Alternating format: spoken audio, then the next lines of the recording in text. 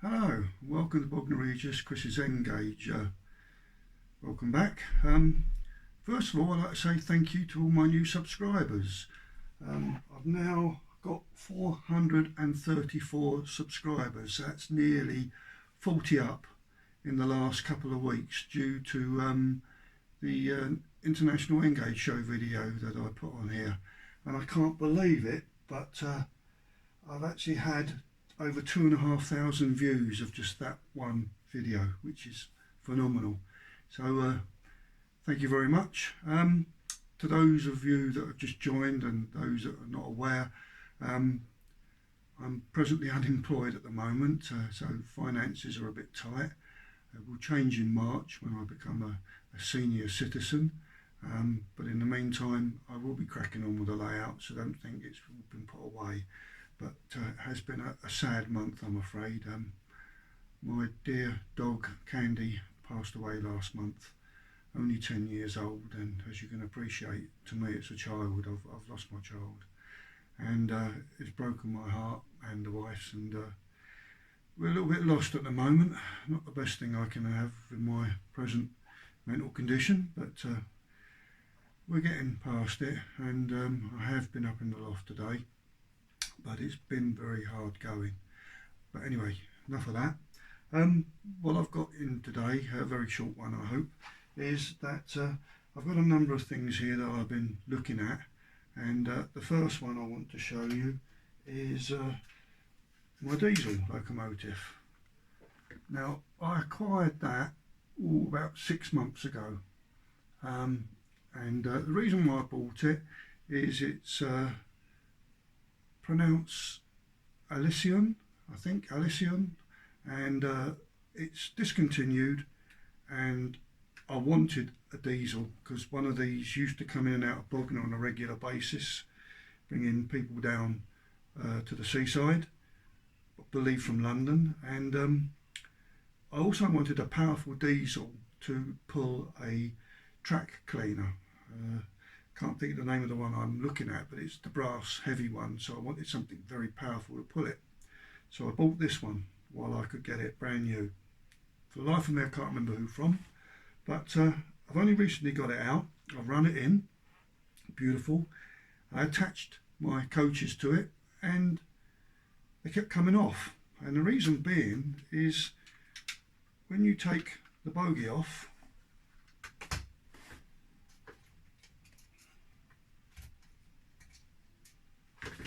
now, this is a Graham Farish train, I hasten to add. Now, I don't know whether you can see that, not really, but when you put the coupling in there, yeah, fits in quite nicely. But it comes out so easy.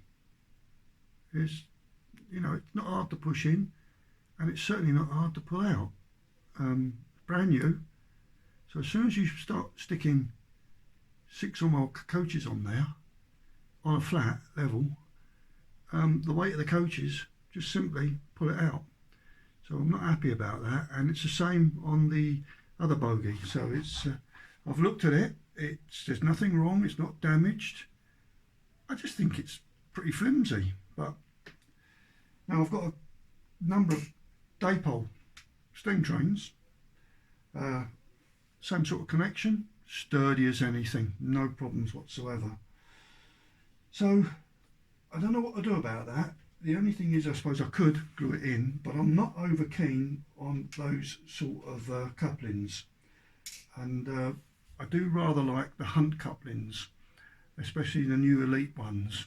So I've bought a pack which contains 5 long, medium and short, so I can play around with. So it may well be that I might have to glue a Hunt coupling onto there somehow and take it from there, but we shall see. But that's the route I'm thinking of going down. Now, the other thing I wanted to show you on here,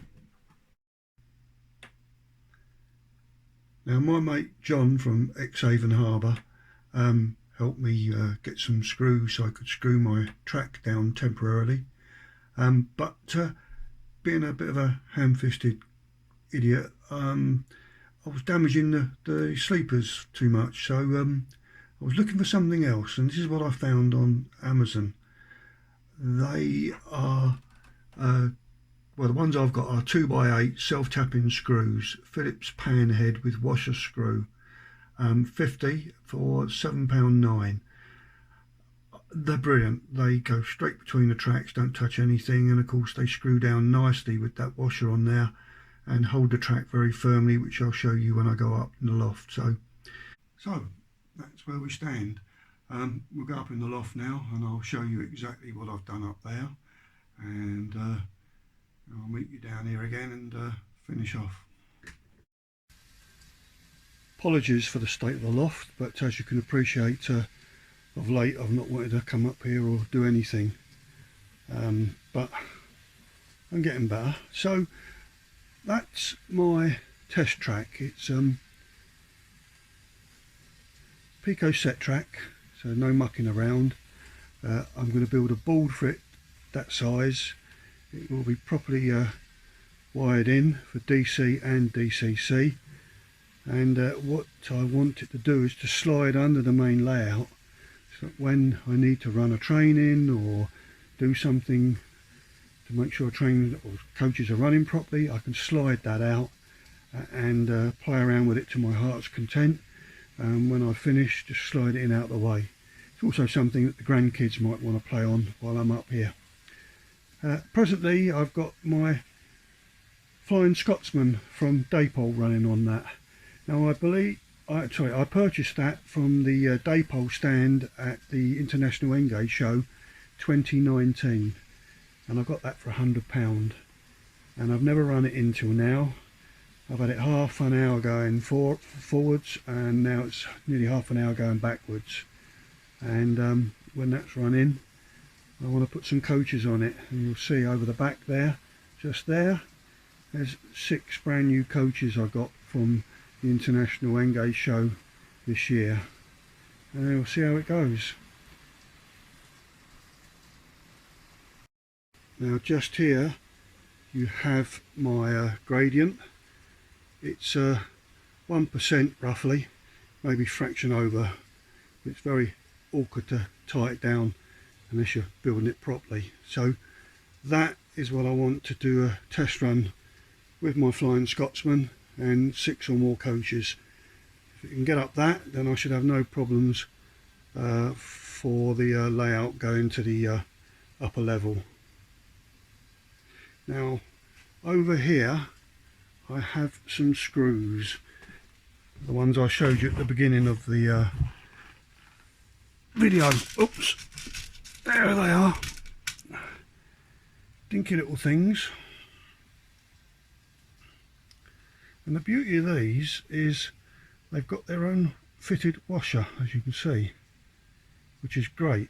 Now I've taken the old ones out which fitted, but the trouble is that because the tops weren't how I liked it, I was damaging the sleepers.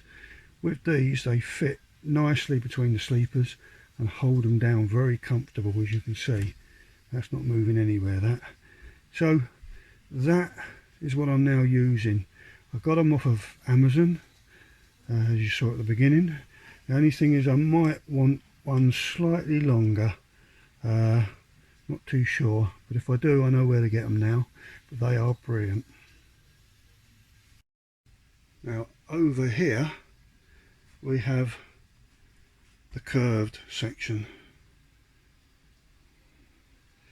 Now as I said in my earlier video, this is the raised section, and there'll be 2 bridges there, and that's the bridge I'm going for. The only thing is these are twice that width. That width there actually is that. So I need 2 of them for that, to cover one part here and the other to cover that part there. Now the back section is the track that will be going to the upper level where the terminus is.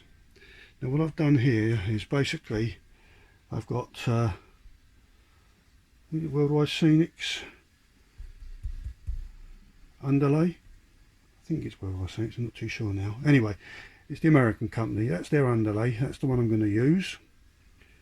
And what I've done is the track, as you can appreciate, will be going on the centre there, both sides. That will be ballasted, and then I'll have this ledge here and this ledge here, and then that will be cut along there, and that's how wide that section will be. And what I've got here as a demonstration is what I'll be doing from here. So as it comes under the bridge, just here, it then starts to rise 1% all the way around the back there, all the way around the back, continuing until eventually right over there it meets with the upper level where the terminus is. So looking back here, you've got your two rails there. That takes into account the underlay, or whatever you want to call it, and then a slight ledge. So I will be cutting from there that wide all the way round here, right the way round here and along here and further on, and that will slowly be my raised section. Now if I can, I'm going to try and get this video on tonight and see what people say about what I'm going to do, because tomorrow I've got a bit of tiling in the kitchen to do now, and depending on what people say, or if anyone can come up with a bit more of a better idea, or I'm doing something wrong, tomorrow I'm hoping to cut this wide section out all around there. Okay, right, back to the test track. As you can see, it's basic wiring at the moment, so I don't know if that's running as fast as, or as good as it could be, but certainly quite smooth. And I'll slow it down.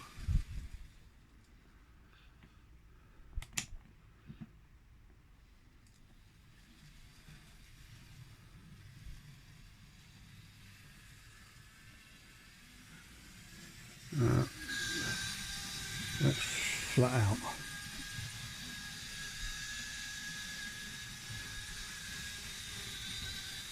I think it's as fast as it needs to go. So we'll slow that down now. I'm going to put the carriages on there. Now these are the carriages I got, brand new daypole. And that's what they would have used on the line, the period that I'm covering. So I'll put them on there and see how it goes. Right, here we go, 6 coaches.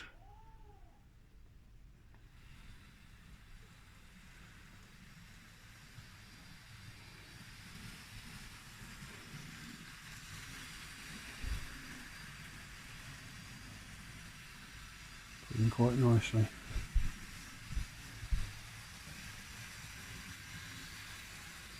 Let's do it up to full speed now.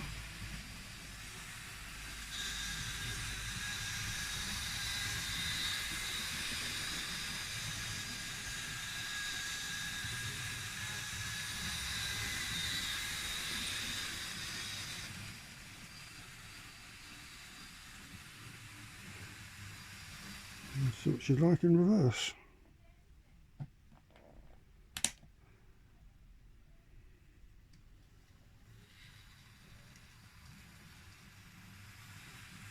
Half speed.